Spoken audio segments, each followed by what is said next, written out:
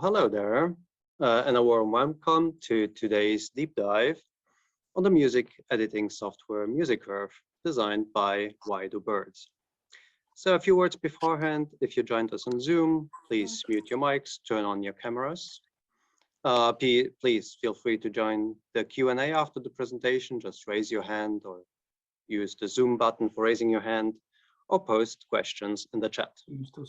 And to all of you who are joining us live on LinkedIn, just post questions in the event chat and we'll bring them into the session.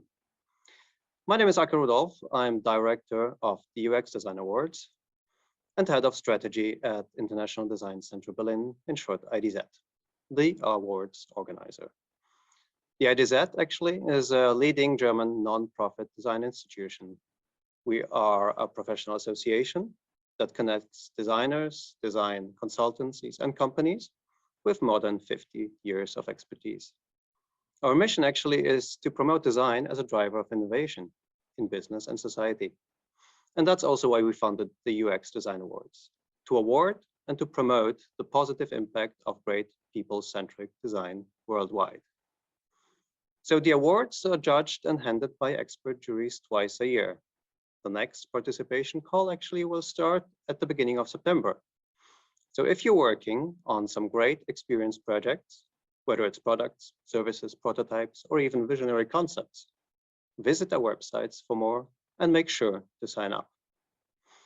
In our virtual event series, we invite awarded designers and teams to talk about their work and to share knowledge amongst the awards professional community. So you can join us twice a month for deep dives that feature professionals and companies, and talent tracks that present up and coming UX designers. For more, just follow us on LinkedIn or social media, or just subscribe to our newsletter. And now, let me introduce today's award-winning product case study. MusiCurve is an easy-to-use software tool that allows business users to change the intensity of a given music piece and to adapt it to the dramaturgy of a film. The target of this tool actually are marketing, HR, social media managers, but also designers working in big corporations or in teams who have little or no knowledge in music software and who do not want to spend a large budget to hire a sound studio to do the dubbing of a film production. So the jury actually handed the MusiCurve a product award in 2022 with the following statement, and I quote, "This concept is brilliantly simple and easy to use. It does not require any specialist skills and enables everybody to set up a video with a perfectly matching sound in a self-explanatory way. The solution adequately fits the needs of its target group and greatly reduces the effort needed for an otherwise time-consuming and complex process." So I guess this is all what good UX is all about. So with this, I'm glad to introduce the key people behind this product. It's two of them. First is Leopold Hoepner, who is a creative director at Why Do Birds. He's working on music branding projects for large clients such as Siemens or Hyundai and many others. But besides being a visual creative, Leo's also a musician himself and won numerous awards both in the music and creative field. And with him today is Antoine Nivet, who is the lead software developer at Why Do Birds. Originally from Paris, Antoine studied and worked in web development while also DJing and producing music on the side. So as you can see, combining design, tech, and music is a great mix of skills for working at Why Do Birds. So welcome, Leo and Antoine, and please take it away from here. The screen is yours now. Sure, thank you. Just give us a second, please. We have problems getting live on LinkedIn. Somehow it doesn't really work. Give me a second to check this again. I'm sorry. No worries. This must be like the first time I know mostly everyone on the call, except for, I don't know, Joe Fix on Mondays. Nice to see you all, or to read your names at least. Antoine, are you ready? I am. Hi, everyone. You're a DJ, I didn't know. Yeah, I am. That's so So good to. So the call is good to get to know coworkers too. It is. Sometimes you Since just need a Corona, breakout session. So guys, now it works. You can start. Thank you very much for Pip for being patient. So Leo, Of let's course. start again from your Okay. part, because I won't do the intro anymore. Yeah, actually, you know mostly everything about this tool now, and also about Antoine and me, but maybe I give you a little bit of context about what audio branding actually is, because otherwise it may not make as much sense. And also I'm going to talk about what MusiCurve actually does and why we actually built it. So there's a few questions involved. Who did it? Why did we do it? And how did we do it? And this will be a little bit more about the ancient history of this tool, because there were a lot of, I don't know, steps taken and some routes that didn't lead to success immediately that we also want to share today. So, and in the end, maybe we also have a little bit of time to give a quick demo of the tool as well, if you are interested. And then in the end, of course, there will be a question and answer and Antoine will be very happy to also share a little bit of technology knowledge, because I'm not very technical inclined. I just know how to talk about design and, I don't know, maybe user centricity and music. But for the most part, I'm doing the presentation today, and here we go. So, who? This is the team. This is Whitey Birds, and we are a group of people with different skill sets. So there is designers, there's musicians, there is software engineers, there is strategists and service designers, and we do a lot of different stuff nowadays. And back in the days when we started MusiCurve, this hadn't been the case. So we were a small group of people back then, mostly specialized in audio and a little bit of motion and graphic design. There were no software engineers whatsoever. And we are based in Berlin in a beautiful office that is also much bigger now than it used to be when we started out. And it is very nice. It's in Kreuzberg, and you are very welcome to visit us anytime. And of course, we also have a studio or multiple studio rooms where we play instruments and record them and produce digital sounds and synthesizers, and where we also have a kitchen. Okay, what do we do at Whitey Birds? So there is a set of 4 services that we have at Whitey Birds. There is audio branding, and that is also the DNA of the agency. So we started out doing mostly audio branding in the beginning, and soon there was a need for building tools for clients to make the things we create, the music we create, or the sound we create in audio branding tangible and applicable, and make it flexible and easy to use for our clients. And that's why we searched for software engineers sometime in the past. And then audio is oftentimes connected to motion as well. So there's a thing called audiovisual for a reason, because when you have film, you always talk about sound as well. So it makes a lot of sense to have both skills in the agency. And then also we think a lot about user and user centricity and about services that come with brands. And that's why we also have a team and a unit for service design.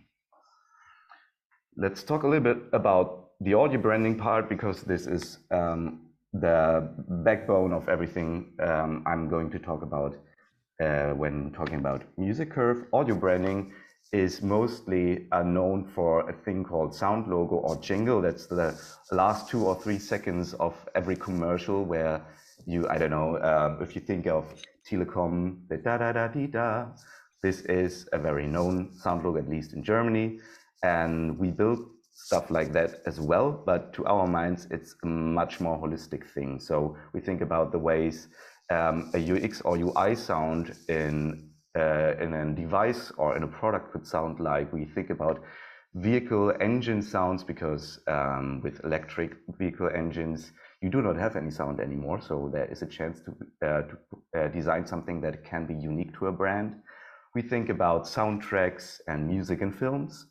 We think about the type of voice a brand would use, about soundscapes and ambient sound in maybe in spatial or in rooms, on showrooms, and stuff like that. So there is a huge variety of applications for audio, and we like to think of it in a more holistic approach. So everything should sit in the same universe and should be connected to each other. So whenever I listen to, I don't know, an app sound from the Deutsche Bahn, German Railway, I should be reminded of the sound logo as well.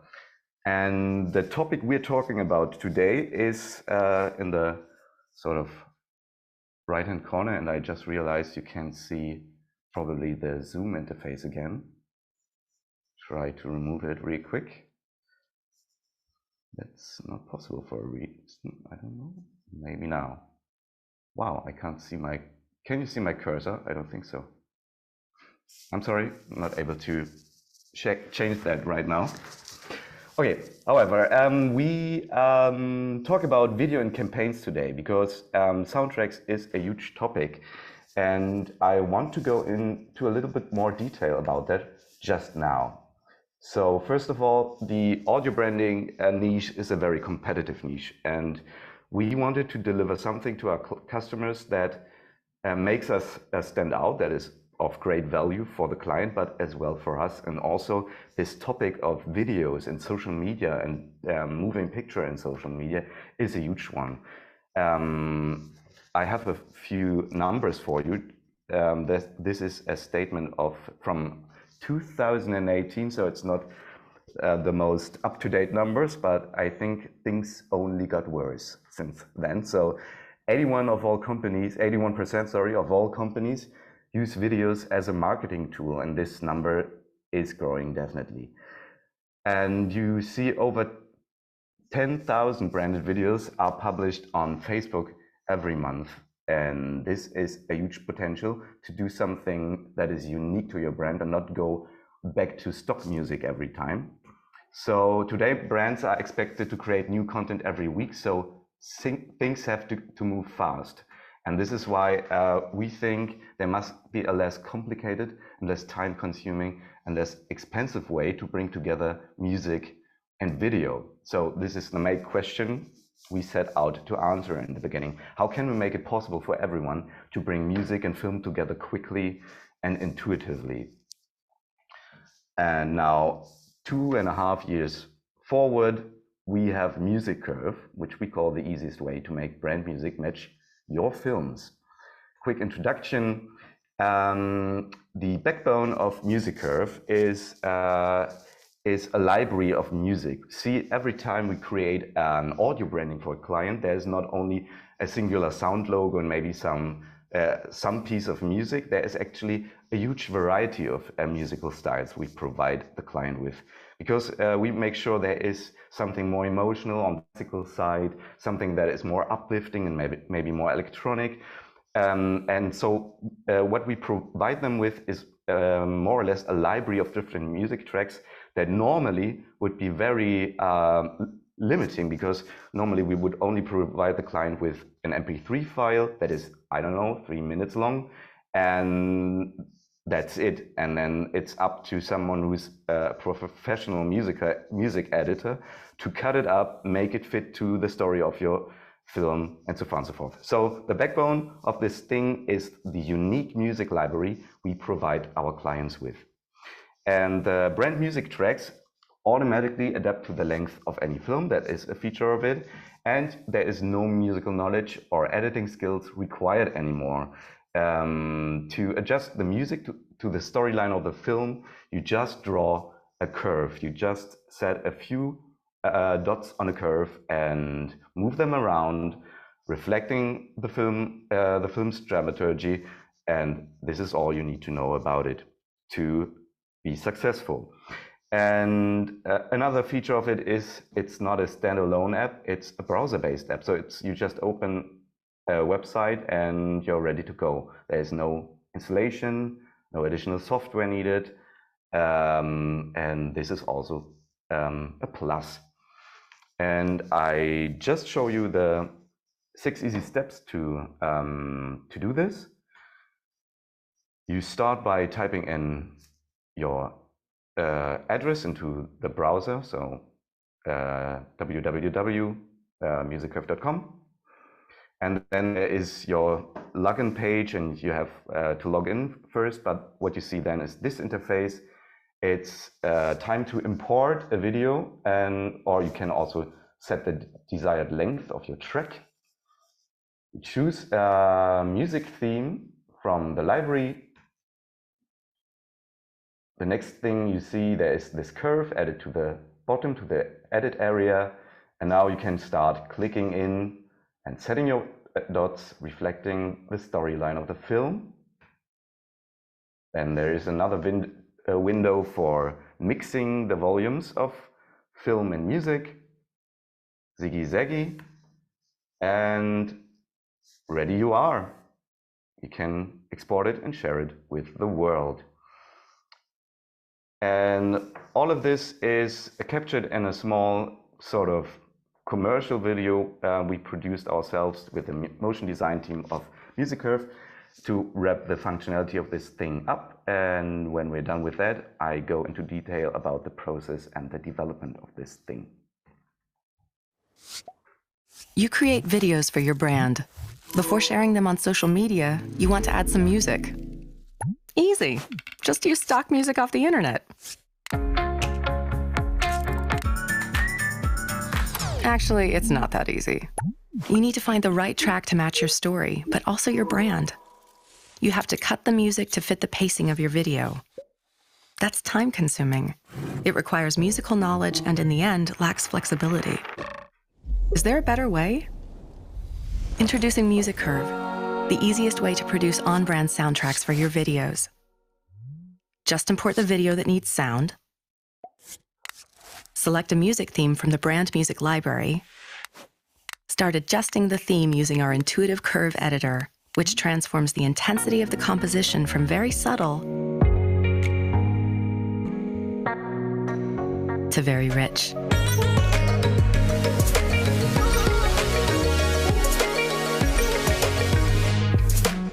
You are not only adjusting the volume, but the entire instrumentation. This way, you can easily match the music to your film's dramatic feel. Once finished, you can export as a ready-to-use video or music track and share it with the world. Welcome to an easy but powerful way to enhance the impact of your brand's videos.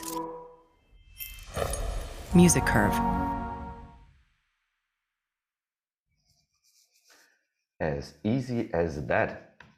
Okay, how did we do this and how did we come to this place when creating this piece of software? So we had the opportunity back then to develop MusiCurve for our first customer, which would be Siemens Healthineers. That's sort of the medtech unit of Siemens.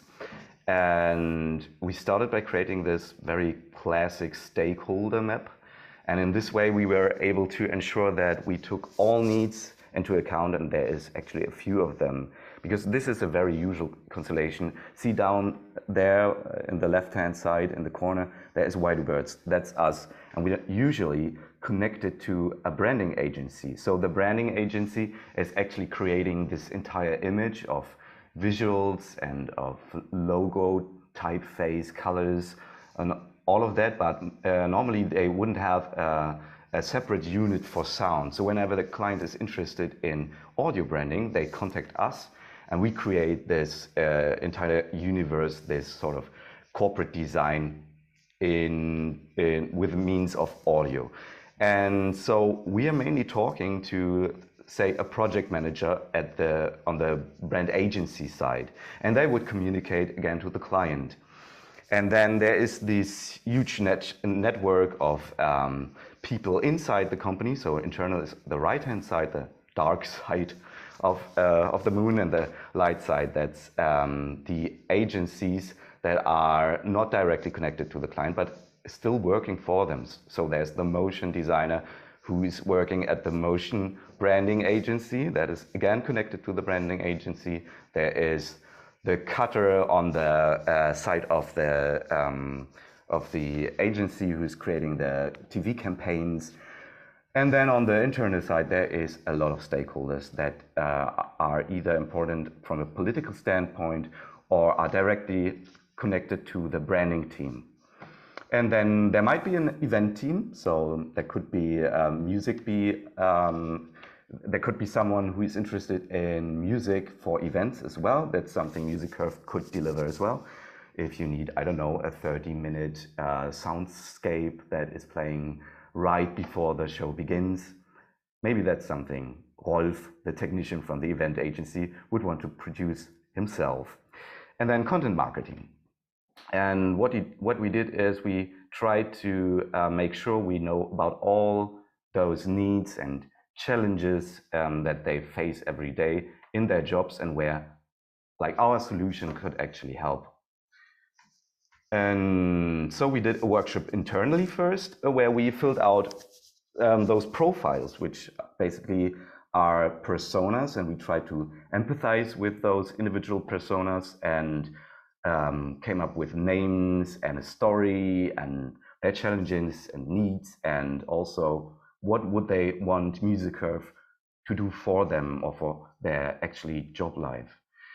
And this was a lot of ideas and problems and challenges that we had to somehow, I don't know, to cluster them or something like that. So we had to break down all these needs and challenges into sort of a journey, a user journey that would give us an idea of what steps the user would actually have to take to get to their destination and their goal. And based on this, you can actually see up there in the, there is like a few steps. It's a little bit smaller. I think in the next slide, I have a bigger version of this.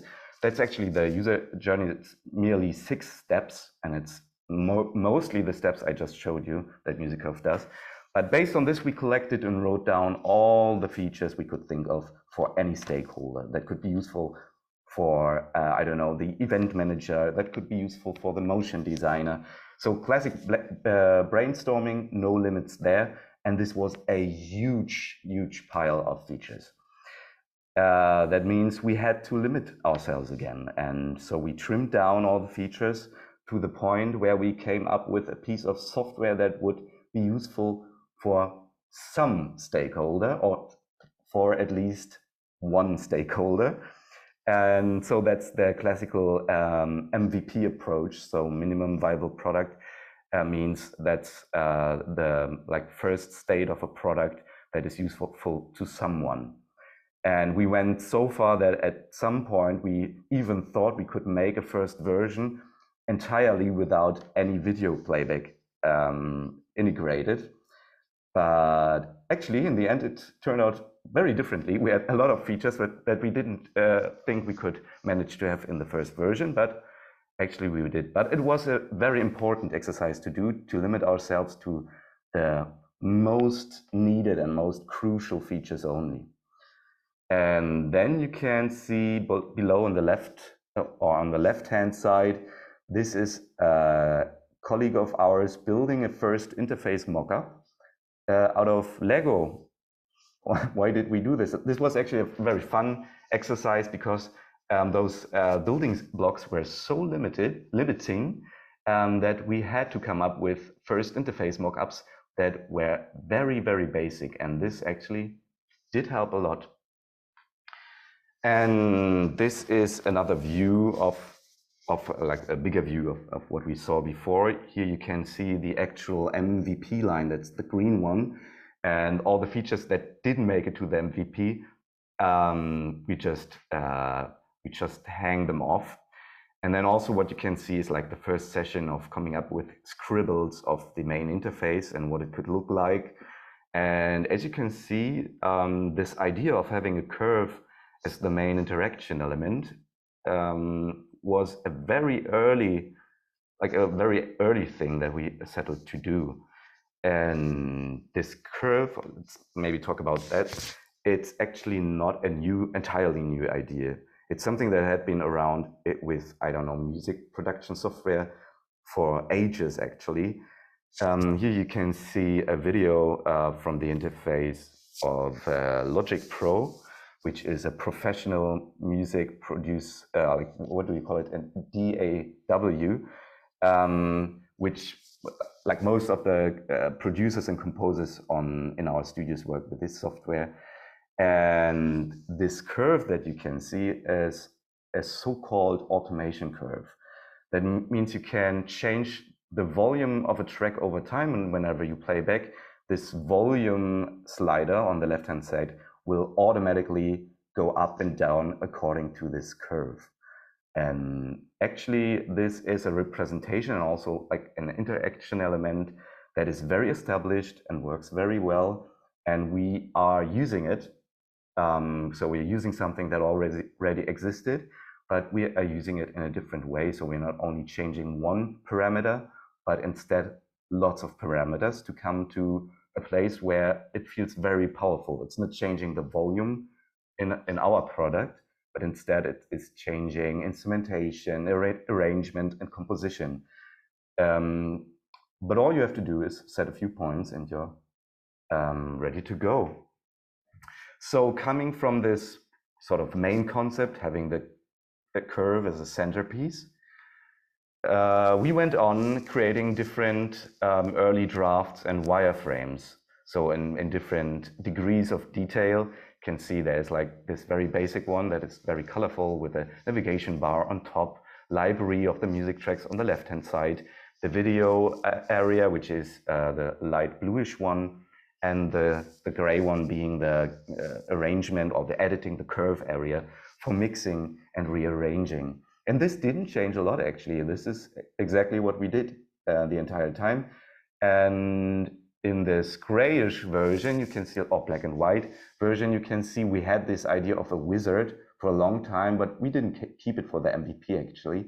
Where we thought maybe it's a great idea to have like people decide in the first step, do we want people to start with a project where they might not want to have a video in? Let's say, again, this event manager wanting to have a 30-minute version of Soundscape, then he would type in 30 minutes, he would get a project of 30-minute length, and then he could play around and come up with a great curve and export it. Or you choose to go with a video project, then your first step would be to import a video, and then the timeline would be of the length of your video, whatever that had been. Like a 2-minute 15 video would create a 2-minute 15 seconds project timeline as well. In the end, we went for a different approach. There was no wizard included, but we will come to that later.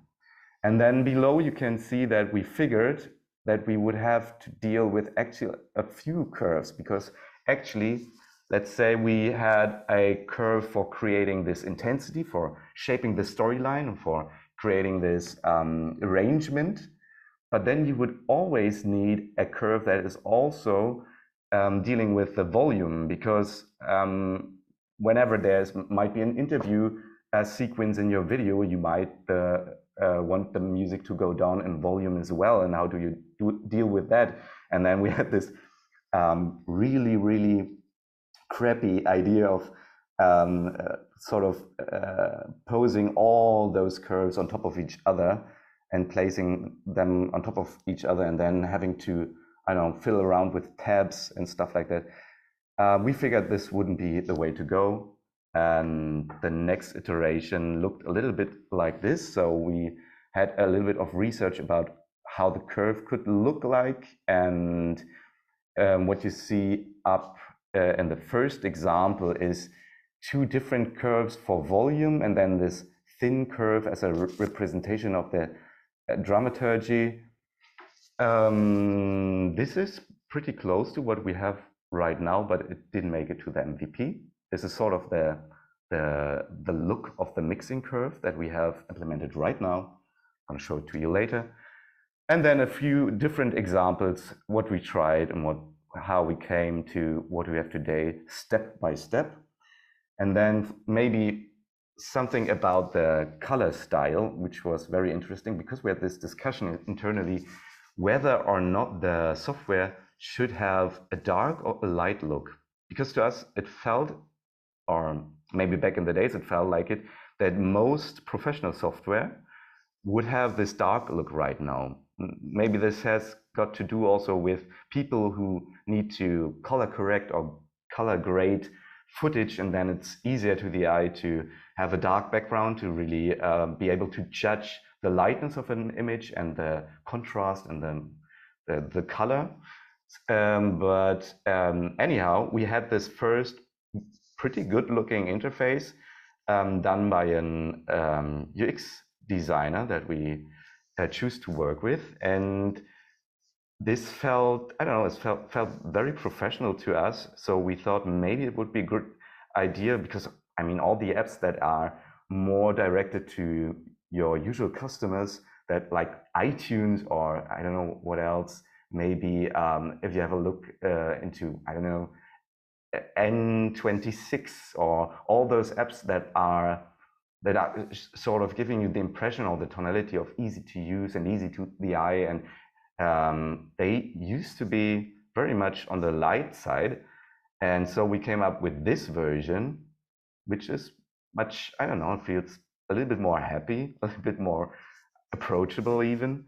But then we felt like the main interaction element, this curve, became so, I don't know, it didn't pop out anymore really. And we felt like maybe mixing both worlds, having like the working areas dark and everything else in a light mode, would maybe be the best choice. So this is sort of the last draft we did before we went to production and implementing the design programming wise.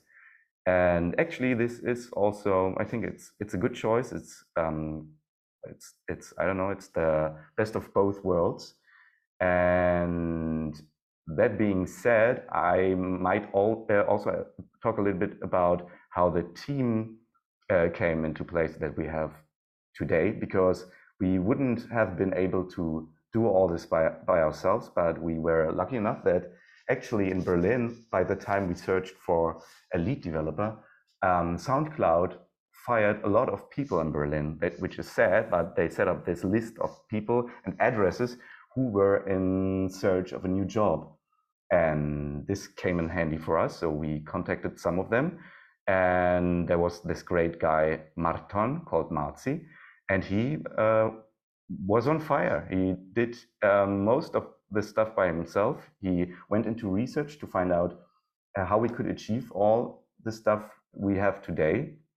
And there were actually a few decisions involved, and quite a bit of research as well. And he also had a contact for another genius who's called Stefan, and Stefan is I don't know, he's a genius in web and video, I guess, and streaming video as well. Maybe Antoine can correct me on this, but he did most of the video playback related stuff and also the video export, because this is hard to do in on browsers.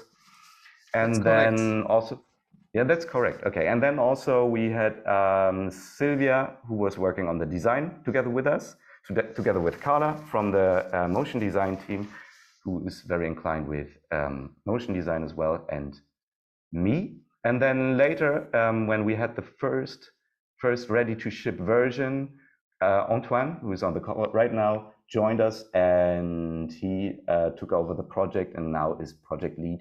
And the rest is history. Maybe Antoine can talk a little bit about the constellation right now, because now we have a few software engineers in the team, and that are very proud to have a team up and running who's doing great stuff. And that being said, I might share a quick demo of the MusiCurve tool itself as well. Maybe, wait a sec. Maybe just have to switch screens, very sorry. Can you see my screen again?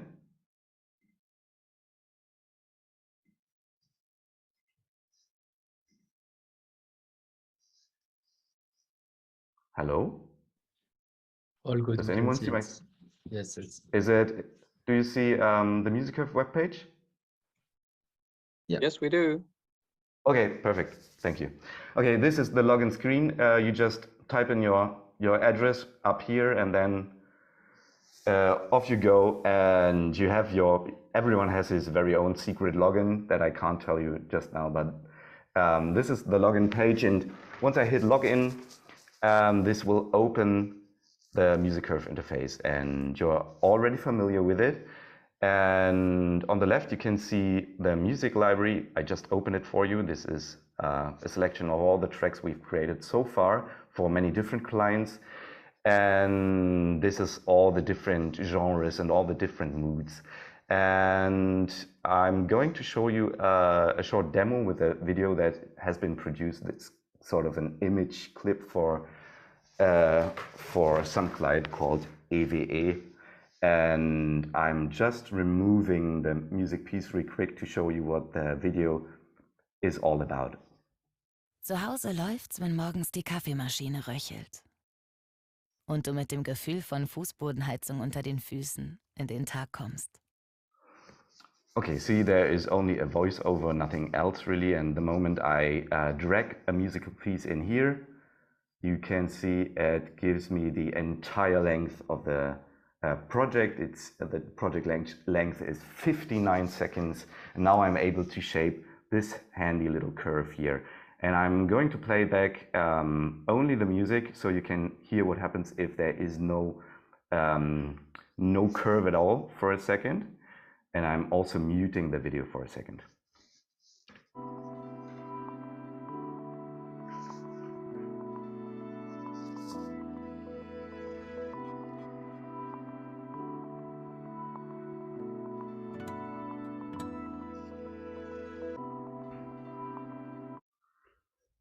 So you see there is this endless loop of very calm atmosphere, and I feel like setting a few dots on the curve just to get it going. And I know I can sort of, I know there's like sort of climax around here where those two persons kiss, and I don't know if you can see it, but whenever I drag this handle, it's actually showing me the frame I'm at with my cursor just now. And this is very handy to know exactly where I'm placing my handle. So let's have a listen again and see what happens if there is like this steep curve. Wenn sich dein Zuhause automatisch mit deinem Handy verbindet und es nach deinem Lieblingsessen riecht. Wenn du deinen Lieben nah bist, auch wenn du weit weg bist. Zu Hause läuft's, wenn sich dein Zuhause mit dir verändert. Von der ersten WG zur gemeinsamen Wohnung mit deiner großen Liebe bis zum eigenen Garten, in dem deine Kinder groß werden. Dein Zuhause ist das Zentrum deines Lebens. Wärme und Nähe. Es ist... Okay, that's very simple, and you know, those vignette films, they always work the same. They have this sort of ramp, and they are building up emotionality and stuff like that. And I can fiddle around a little bit and have a few more sort of moments in here. I know that there is like this voice-over line where she's saying like, calm down or come to rest or something like it. Zur Ruhe kommen und zu neuem aufbrechen. See, she's saying, calm down, or I don't know how to translate it, actually, I just realized. But what I'm doing here is doing this very, very harsh, abrupt end, but it doesn't actually sound that bad. That's because we actually are triggering slight reverb in here, so it sort of smoothens out this harsh break here. And what I can do now is have sort of a short climax here again, maybe, I don't know, and then come to an end about here, and have a listen again, a few seconds in. Es ist Leben, lieben, streiten, zur Ruhe kommen und zu neuem aufbrechen. Von hier leben wir los. Darum sorgen wir dafür, dass alles, was für dich zu Hause ist, läuft. Okay, very easy dramaturgy, I guess, but just to show how quick and easy it is to do something that would be very hard to rebuild with sort of stems. That's the usual package you get when you, I don't know, buy a stock music piece. You get all those bits and pieces, and then you would have to build this yourself, and there would so much editing work be involved with this. But the fun thing right now is because we have set our curve, and let's say this would have taken me, let's say, 1 hour of work to get this perfect. But then if someone wasn't like happy with your choice of music, you could go back and say, hey, what about this piece of music? Now all your edits would stay intact. The storyline would still fit to your video perfectly, but you could actually have a totally different piece of music with it. Have a listen. Zu Hause läuft's, wenn morgens die Kaffeemaschine röchelt. Und du mit dem Gefühl von Fußbodenheizung unter den Füßen in den Tag kommst. Wenn sich dein Zuhause automatisch mit deinem Handy verbindet. Und es nach deinem Lieblingsessen riecht. Wenn du deinen Lieben nah bist, auch wenn du weit weg bist. Zu Hause läuft's, wenn sich dein Zuhause mit dir verändert. Von der ersten WG zur gemeinsamen Wohnung mit deiner großen Liebe bis zum eigenen Garten, in dem deine Kinder groß werden.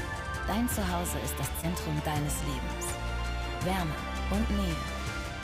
Es ist Leben, Lieben, Streiten, zur Ruhe kommen und zu Neuem aufbrechen. Von hier leben wir los. Darum sorgen wir dafür, dass alles, was für dich zu Hause ist, läuft.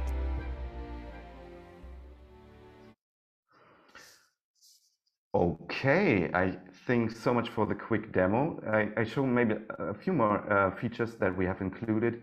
There is actually a few export options. You can export it as video, as audio, or as a project file as well, because note there is, of course, a project list as well. So I can save my projects. Everything I do is saved to the browser's cache. And actually, one notion would be also that we are not working online here. So whenever I upload a video, I'm not actually uploading it. I'm just putting it into the browser. It's happening all offline. So clients do not have to worry about security issues or data protection or something like that. If they are working on a secret project, they can be sure that it's not going online. So we decided early on that it should be a web app, but it should work most of the time offline. So whenever I have loaded also my music library, I can turn off the Wi-Fi and do all the editing offline, which is very handy as well. And then for people who like to work a little bit more in musical detail, we have integrated this little feature. This is a magnetic feature where whenever I don't know where to place my handles, this helps me to snap to actually the beat grid, because the lines you can see here is the actual beats of the music. And then normally, or usually, it's always a good idea to place musical shifts and changes to wherever the measure or the beat is. But you don't have to. You can also turn it off and move with the tempo or the pacing of the film cut, if you like. And you can always shift that. And then also you can mix the volumes. And this is the actual interface we have implemented right now. And it's the same behavior, going up with the music, going down with the video is as easy as that. And also one more thing, can actually shorten your music theme, and then you get this dashed line. What I can do right now is put another piece of music in the timeline, and this way I can have a very colorful and very contrasty soundtrack that can be very complex. So I have a few different options here. I can have different genres inside the same film soundtrack, and I can also change the intensity of each one of them. So I can really have a very deep level of interaction whilst keeping actually the interface very clean and very easy to use. And I think this is all I wanted to say today. I hope there are questions or even stuff I thanks a lot, forgot that Leo. maybe Antoine wants to talk about. Yeah. Right. Hey, that was very detailed. Thanks a lot. You might jump back to screen sharing if there's any questions on details. But Yes. let's just look each other in the eyes. Thanks a lot for this very detailed presentation. It's a very nicely looking interface and looks extremely simple. And I wonder what the hatches are. Maybe there aren't any. But just to start off, I mean, I'm wondering, because it's a B2B tool and you created it for in an internal process for actually your business clients. So how did you ever come up with this idea? What was the spark for it? Actually, you know, when you do audio branding, there's a few things that is a little bit limiting for us as a company. Normally, those audio branding projects are limited to let's say 3 months or so, and then you have created everything, and then the client is good to go. He has everything he needs. He has his pieces of music, his service hotline has the perfect music track, the elevator has the right sound, the sound logo is done, and then all of a sudden there is no client relation anymore. So we had to come up also with ways to have a longer relationship with clients, and this is the perfect way, because actually people tend to like this tool, they like to work with it, and then there is a client need to come up with new content, and people say, I want to have a country song, I need something that is more epic, I need something that is more fits to, I don't know, fast moving pictures. And then all of a sudden the client comes back to us and tells us, hey, could you create new tracks? And then all of a sudden you have this relationship, a client that is coming back every now and then, or coming up with new feature requests or stuff like that. And this is very helpful for a company like ours. And also we are in this very competitive field with a lot of audio branding agency, even in Germany. And there is this trend in branding that people do not want to have fixed, I don't know, layouts, fixed I don't know, logo endings or stuff like that. They want to have tools, they want to be flexible, and they want to enable people to be creative with in a certain design framework. And this has been around for visual design for some time now, and it had to come to music when, and so yeah, we started building something that would be helpful, or at least we hope it is. Right. So that I think that's very fascinating. And thanks for being so open that you actually lay out a reason, which is pretty. Others would maybe not talk about it or talk around it. I think it's a great approach to actually offer a tool to clients, so that they love, that they remain attached to you, and it actually, in a way, also answers my next question. Would be like, did you work against your actual business model of a consulting agency because you're giving away some of the creative works to the client? But that's not the case, right? It isn't, because actually something I maybe didn't state enough is this is a tool that is directed to the absolute the not pro users. So this is enabling anyone who's creating short social media videos every day to sort of put his or her own soundtrack to any video. So whenever there is like this huge TV campaign and a client would come to us and ask us to create a cool soundtrack for that, we would not use MusiCurve, of course. This is again not what it's intended for. So we are still creating all the content for it, which is of course work we have to do still, or our producers have to do. And then also whenever there is something like a big campaign or something that is I don't know, has also a bigger budget, to be honest, then of course we go there and produce something unique ourselves in the studio. Right. So this is actually more like a tool that in a way continues a little bit of business and relationship building, and a way also of maybe offering more use to the music you've produced before, right?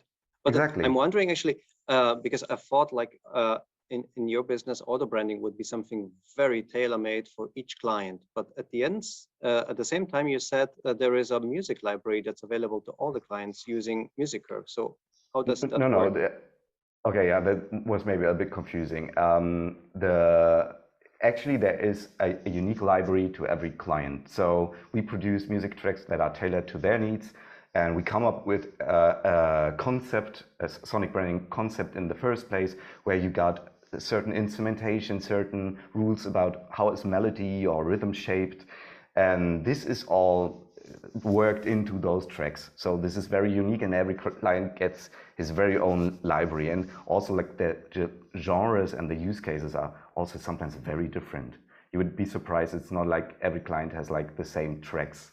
It doesn't work this way. And this is very unique compositions. And it's also part of the work we do. Yeah.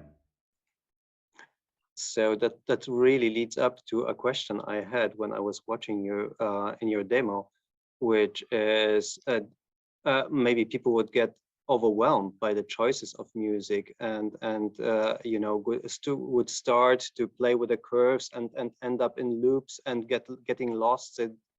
So there is not an endless library. There is only a library that's made tailor-made, and it's limited. It's limited to a project or maybe to a branding theme. So there is perhaps not so much guidance needed for users. Or do you have cases where people really get back to you and say, I got lost in this? And is there any help built into the platform?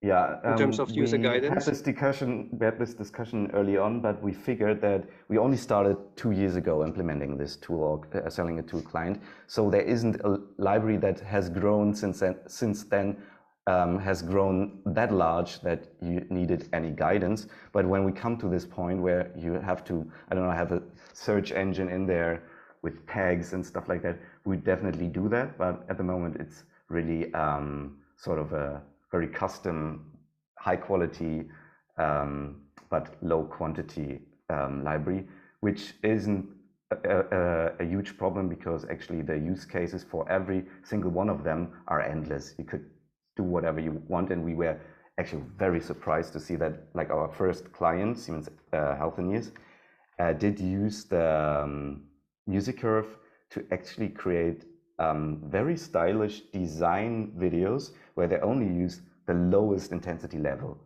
endlessly. And it was so, I don't know, it was stunning to us, because we would have never come up with a music track that we would sell them that does only like the entire time.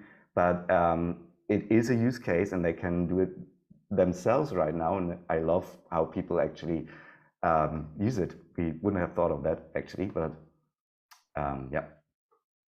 Yeah, that's interesting, because you start learning with your clients, and it's a completely different relationship, right? So Yeah. I'm wondering what's the training time people need. You're saying that's not pro users. Let's say it's a visual designer. I think it's 5 minutes, but we usually do a session of 1 hour where I show sort of a similar demo that is a little bit slower and more in detail. But that's the way we usually do it. There is a manual, and we have also a training video, but actually showing people how to click on the curve and create a dot and move it around is done within seconds, and people get it. We have seen brand managers who are not musical inclined, and they knew how to use this thing after 15 minutes perfectly. Which is probably speaking about not only ease to use, but also fun to use, and it drags people in and makes them creative, which they wouldn't do maybe in their everyday. But Yeah. I've got something for Antoine also, because you're here on the call, and this is, you've talked a lot, Leo, about why you created a web-based app. I talk a lot. That's why I'm handing over to Antoine, actually. because there's also a question from a viewer, but I'm wondering about the whole tech questions around the web-based application, and what was the challenges there, and why did you decide for this? I mean, what's the advantages, let's say, on the other hand, of a web-based applications versus a software versus maybe like an app for Yeah, so what you do? Leo already kind of explained it. And first of all, thank you, Leo, for doing the presentation. It was very, very clear and very good. So the web-based approach is basically making things very simple for us to update the app with new contents without having the user to download anything or to ask us anything. So most of the time the user will ask us to implement new music pieces or new features, and then once it's ready to go, then we will just have to email them and they can go on the web page and use it. And also having a web app in general make it more easy to maintain. Basically here at Widubers, we are not a tech companies, we are like an audio branding agency at the beginning. So we have a very small team of developers. So all the app is basically designed around this idea of having only few people maintaining it. So that's why also we don't have server side rendering. That's why like everything is happening on the client computer and not on a server somewhere. Otherwise we will need to have a bigger team to maintain servers, etc., etc. Okay, so that's a pragmatic approach. Got it. And there is actually another question that adds up to it from Yuvrai Soni. And he wrote, or she wrote, she has a question about how designing a music-based app is different in terms of research and wireframing in comparison to some kind of other application, let's say a fitness app. Is there any? I think this question goes more to Leo than me. Yeah, okay. My perfect answer to that would be, I don't know. Because this is actually the first thing we ever did, being an audio branding agency. I have not ever thought about creating a fitness app myself, but maybe we should look into that as well. But I guess the thing with music, when I can make up an answer. I mean, when I'm thinking about music apps, most of them are either straight playback apps like Spotify, iTunes. You just play back your music and you can maybe change the volume of your music and I don't know, scrub through the music. That's very basic and it's nothing else from video playback. But when it comes to changing something about the music, so creating something yourself, it becomes very technical and very like overwhelming very quickly. And I have the feeling that with MusiCurve we have managed to create something that feels familiar to people who like to use YouTube or iTunes and still integrate something that is actually very pro level. And this was sort of the thinking behind it. And I think whenever you turn towards something that isn't as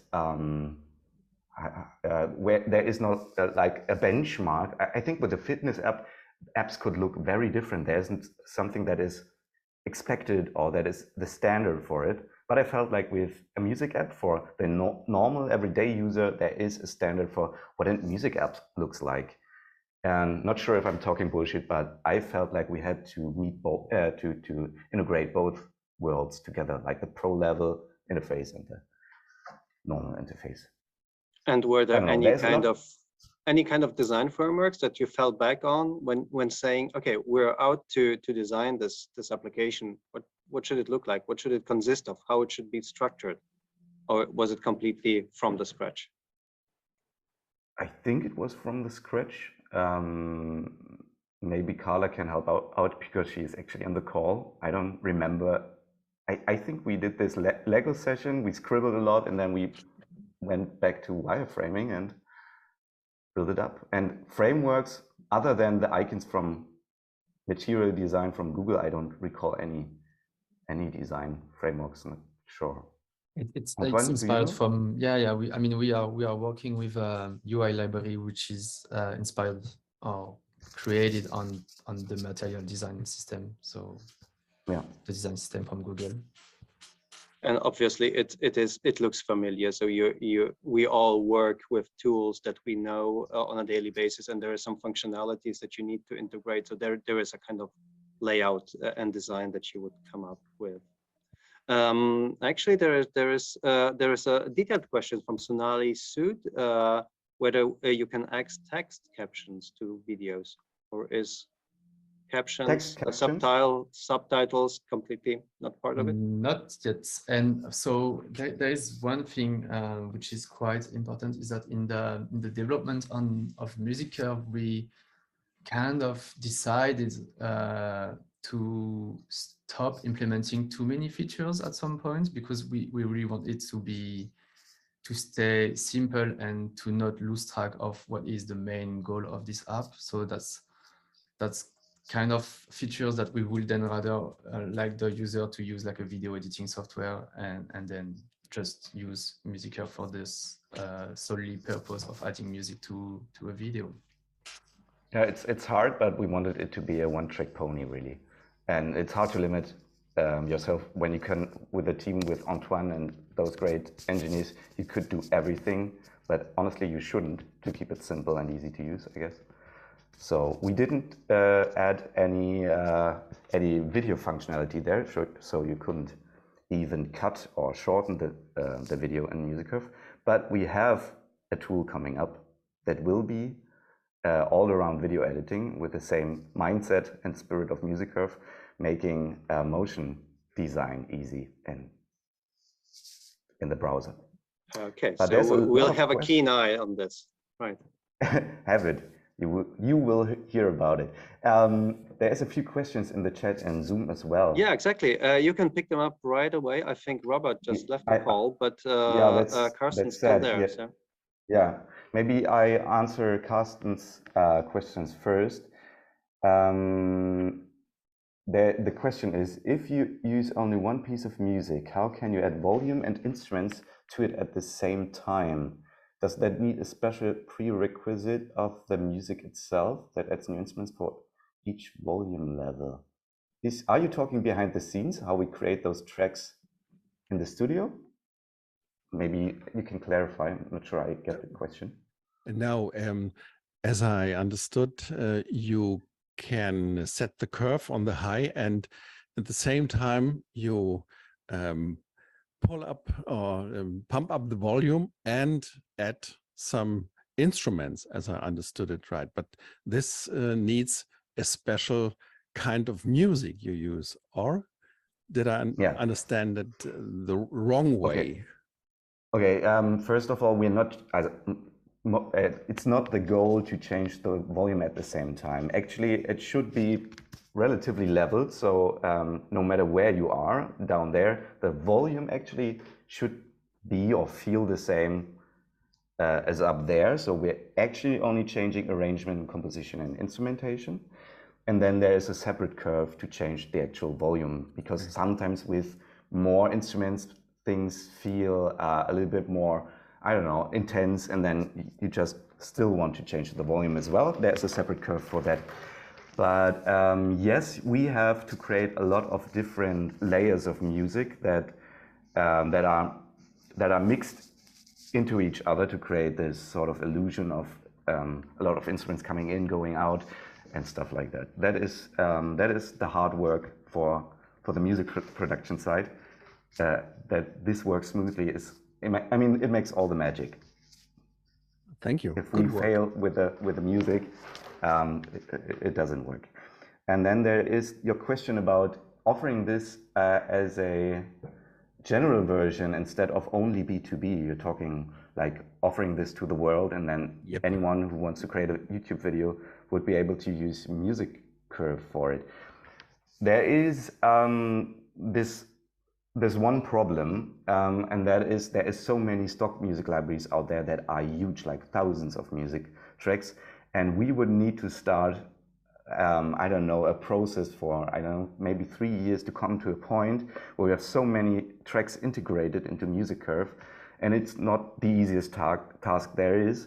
So it would take some time, and it would be a huge investment that we feel that's maybe not something we want to look into now, but maybe in the future.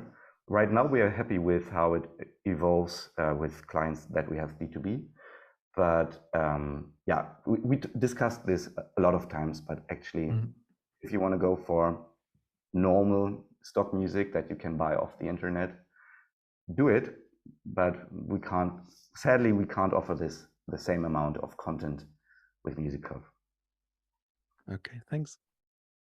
Thanks Yes, to you. and I also understand that it's right. It's not stock music. It's not just music off the shelf. You create music for a client, and there is actually there is a lot of musical knowledge in the tracks. That there is also transitions built in. So you just, it's not, it looks as simple as a curve going up and down, but there is real musical knowledge behind it. So it probably wouldn't work as a SaaS tool as just as well, you know, if people would just put in their YouTube sounds. But I'm wondering, I mean, just stepping away from the tool itself, but on the theme of sensory design itself, which I think is really fascinating, and still we're somewhere in the beginning there in terms of like a holistic sensory user experience. Maybe you can tell us a bit more about the importance of sound in product experiences itself, because we have incredible touch haptics, but sound is still a little bit far away there. And you touched a little bit on this at the beginning when you talked about mobility and creating sounds, I think, for electrical cars, right? So is there cases where you would say from your work, sound really made a difference? And how can it make a difference even more? There is obvious ones like public transportation, where sound is sort of also important to security-wise or for, on the level of information, where I think it makes a huge difference. So we had the chance to work for a few public transportation clients, and this is always has a lot to do with user testing, which I didn't touch today, I just realized. But a lot of user testing for people who have disabilities with seeing. It's very important to be very very precise and very and listen to them and have I don't know, have a lot of discussion and testing around sound. This is, I think this is a very obvious one. Same applies for the electronic vehicle sound, which is of course also very, very important to not only have like a branded version of this sound, but something that cuts through the noise and that people can actually recognize as something being a dangerous vehicle. That is also something you have to do.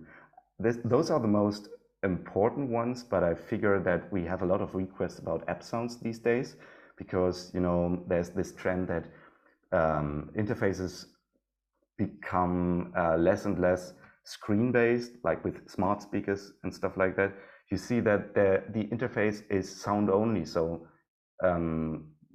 our clients are coming from a place where looking for a unique voice rather than a unique app interface, and where they are asking for a unique UI sound instead of a unique, I don't know, button look or whatever. It's becoming more and more important. I think there is a certain trend, but still it's so hard to rely on research in terms of audio, because user tests always like the cultural background, the way people feel about sounds is so complex that I think a lot of clients are still a little bit afraid of the topic. You never know if the next Apple ringtone will be annoying to most people, or if they think, hey, that's Apple, that's super cool. You can't even draw the line between that's Apple hype or that's just a good sound. You don't know, and there will be no way to find out about it. So I think yeah, it's becoming more and more important, but not sure where we're going actually.